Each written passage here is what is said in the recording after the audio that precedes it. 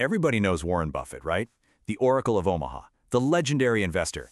But if you really want to understand the genius, you got to go way back. Not to his first billion, but to his first nickel. So, let's do it. Let's peel back the layers and see how a regular kid from Omaha built the mindset that would change investing forever. It's the big question, isn't it? How does someone like that even happen? Is it just pure luck, some kind of rare genius they're born with? Or is it something else? Well, we're going to find out by looking at the small, almost forgotten moments that forge the investor we know today. So you've got this image in your head, right? The Oracle, a billionaire genius who's totally unshakable. But then, there's the reality of the boy he once was, a kid selling cokes, a totally fearful first-time investor, and just an obsessive bookworm. The journey from that boy to that Oracle? Well, that's the story we're unpacking today. And that whole journey really kicks off with his very first business. But here's the key thing to get. It was never, ever just about the money for him. It was about the mindset he was starting to build, one nickel at a time. The plan itself seems so simple, you know? He was just 6 years old. He'd buy a six-pack of Coke for 25 cents, then turn around and sell each bottle for a nickel. But the real magic, the part that points to the future genius, is that last step: analyze. Even as a little kid, he wasn't just pocketing the cash. He was studying the mechanics of how it all worked. And this quote just says it all. What got him excited wasn't the 5 cents profit, it was the process, the system. He was fascinated by the how and the why of making money.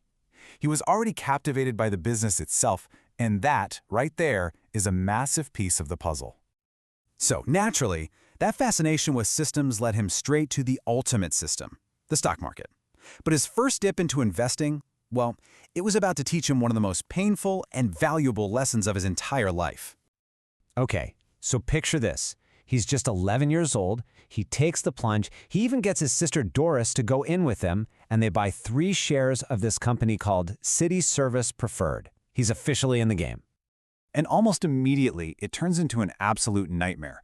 The stock he bought at $38 plummets down to 27. He is terrified. So the second it crawls back up to 40, he sells. He just wants out, happy to make a tiny profit and end the stress. And then he has to sit there and watch it soar all the way to $200 a share. Ouch. A massive, massive miss. But out of that one really painful trade, 3 core pillars of his entire philosophy were born. The very first one was so simple but so deep. Real value doesn't happen overnight. You have to be willing to wait. Lesson number 2 was staring him right in the face. His need for a quick, tiny win caused him a fortune in the long run. He learned right then and there, impatience is literally a wealth killer. And the third lesson, which might be the most important of all, was that fear drove his entire decision. He panicked, and he realized that if you let your emotions run your investment strategy, you are absolutely guaranteed to lose. You have to separate feeling from financial logic, period. So, armed with these incredibly powerful lessons, Buffett goes into his teenage years as a completely different animal. He's not just a kid trying to earn some cash anymore. No, he's a disciplined machine, focused on one single powerful idea: compounding. And listen, we're not talking about a casual summer job here. This was a full-on business empire. He had paper routes, he resold lost golf balls he found, he was dealing stamps, he even bought his own pinball machines and put them in local barber shops. The hustle was just relentless. And the result of all that constant work? Well, by the time he was done with high school, he had saved up the equivalent of $90,000 in today's money.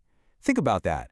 This wasn't just savings, it was undeniable proof that reinvesting every single dollar creates this incredible snowball effect over time. So you see, when you look back, all these experiences, the Cokes, that awful stock trade, all those teenage businesses, they weren't just random things that happened. They were the actual building blocks of his powerful, lifelong philosophy. And what fueled all of this? An absolute obsession with learning. I mean, the guy read every single book on investing in the Omaha Public Library. He studied biographies of business leaders to get inside their heads. He even memorized railway schedules just so he could predict shipping patterns for different companies. He was hunting for knowledge everywhere. And that led him to his central, game-changing insight. See, most people just see a stock ticker. Numbers going up, numbers going down. Buffett learned to see right through that. He saw the real businesses behind the numbers. He was analyzing the story of the company, not just the price of its stock. So when you put it all together, the picture just becomes crystal clear. His legendary curiosity, that came from devouring every book he could find. His insane discipline, that came from reinvesting every single dollar he ever made. His unbelievable patience was forged in the fire of that disastrous first stock trade. And his mastery of compounding, proven by all those teenage hustles.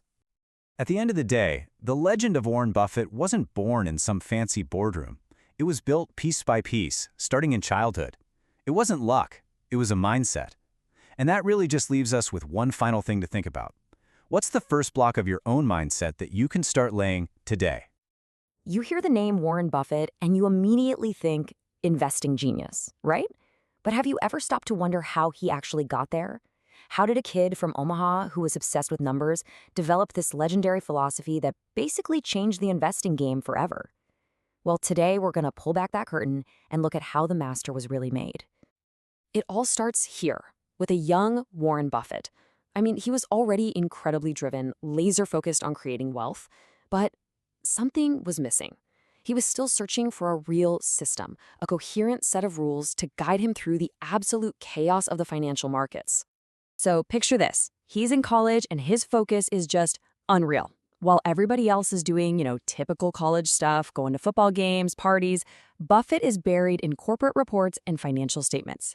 And it's during this time that it really clicks for him. He has this critical realization that real success, the kind that lasts, isn't about luck or just gambling. It's about deeply, truly understanding the value of a business. And that realization, that key insight, set him on a path to a moment that would change everything. He stumbles upon this book by a professor named Benjamin Graham called The Intelligent Investor. And let me tell you, this was it. This was the exact framework, the blueprint he'd been searching for. So what was in this book that just grabbed him? It was this core idea called the margin of safety. The idea sounds simple, but it is absolutely profound. It's not enough to just buy a good company. You have to buy it for way, way less than what it's actually worth. That gap between price and value, that's your buffer. That's your shield against bad luck or you just being wrong. For a logical mind like Buffett's, this was a total revolution. You have to understand, Graham's whole philosophy was a radical break from the usual Wall Street chaos. It wasn't about trying to predict what the market would do next or trying to outsmart everyone else. No, it was about discipline, rational analysis, and, most importantly, controlling yourself at your own game.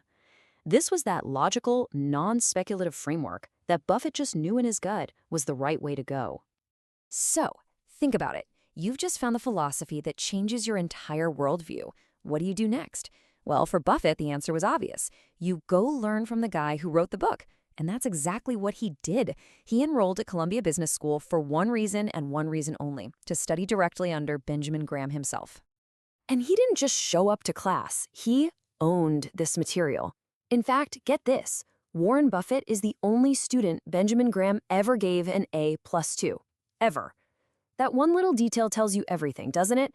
It shows he had this extraordinary, almost innate understanding of these principles. And this slide really lays out the two completely different worlds he was choosing between. On one side, you've got the total chaos of market speculation, chasing trends, reacting to fear and greed, all that noise. And on the other side, you've got Graham's disciplined framework, analyzing the fundamentals, calculating what something is really worth, and then exercising patience. Buffett was building his entire career on the ideas on the right. So you can really see the path he's forging here, step by step. First, his business degree, then his specialized study at Columbia, and finally, the real test, putting it all into practice at Graham's own firm, Graham Newman Corp. This is where the rubber met the road. He wasn't in a classroom anymore. He was applying these principles with real money, learning that protecting your capital was the most important rule of all. So by 1956, the apprenticeship is over. He's armed with these priceless lessons straight from the master, and he returns home to Omaha, ready to put all that wisdom to the ultimate test, and this time on his own terms. And you gotta love how he started. It was so incredibly humble. There was no fancy Wall Street office, no big team. He simply started Buffett Partnership Ltd. by pulling money from the people who trusted him the most. his family and friends, right there in Omaha. And here's the beauty of it. He took all of that complex knowledge he'd learned and just distilled it into this simple, powerful 4-part strategy. It's all here. Find great companies the market has totally overlooked, buy them with that all-important margin of safety, hold on for the long haul, and then just let the magic of compounding do all the heavy lifting for you, where your returns start earning their own returns. It's like a snowball rolling downhill. And the results? Oh, the results were absolutely revolutionary. The partnership delivered astonishing returns year after year. This wasn't just theory anymore. This was definitive proof that his method worked in the real world. And it worked so well that it made him a millionaire while he was still in his early 30s, which was just almost unheard of at the time. So this whole period, from discovering that book to running his own partnership, this is what cemented the core principles that would define his entire career. Let's break down the timeless lessons from the master's greatest apprentice.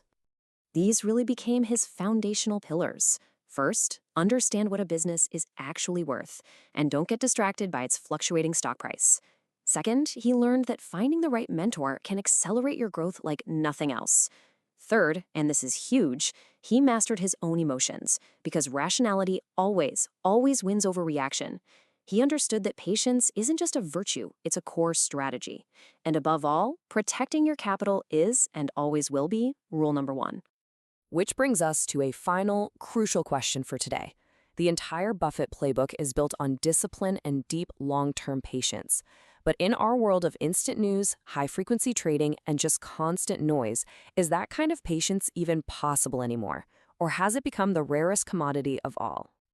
You hear the name Warren Buffett and you think investing genius, right? Of course. But what if I told you his greatest success story? The empire we know as Berkshire Hathaway actually started as what he himself called a huge mistake. Let's get into it. So yeah, that's the big question here. It's this classic story of turning a total blunder into a massive breakthrough. And trust me, it holds some powerful lessons for anyone, really, who's trying to build something that lasts. All right, to really get this, we got to rewind the clock. We're going back to the early 1960s. Warren Buffett wasn't the global icon he is today, not even close. But he was already a very successful, self-made millionaire, and he was on the hunt for his next big investment. So in 1962, he finds what looked like a classic value play. He called these cigar butt investments. The idea is you find a cigar butt on the street that's been thrown away, but still has one good puff left in it. For him, this was a struggling textile company called Berkshire Hathaway.